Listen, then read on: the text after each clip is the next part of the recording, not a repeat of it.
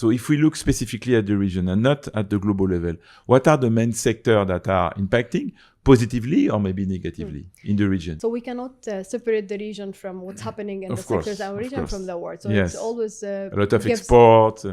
gives the reference to see what's happening globally, and then we reference the region.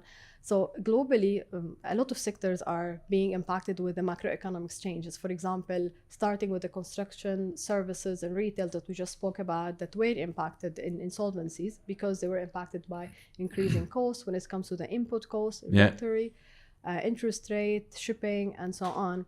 Construction as well.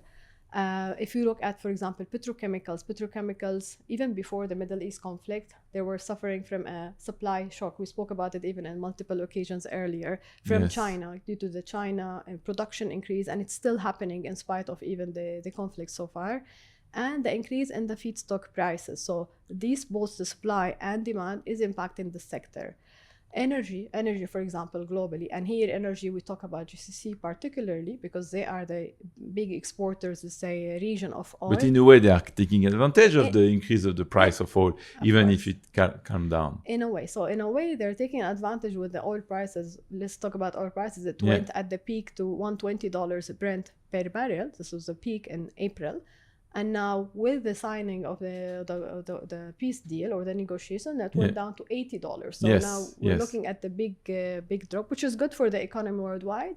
It was positive for their sales price as well. But remember, the production, the shipping was difficult to achieve. So a lot of these countries, specifically the countries that have a closed, let's say, a route outside the world, like Bahrain, Kuwait, and Qatar, were impacted when it comes to the production, but also the sale.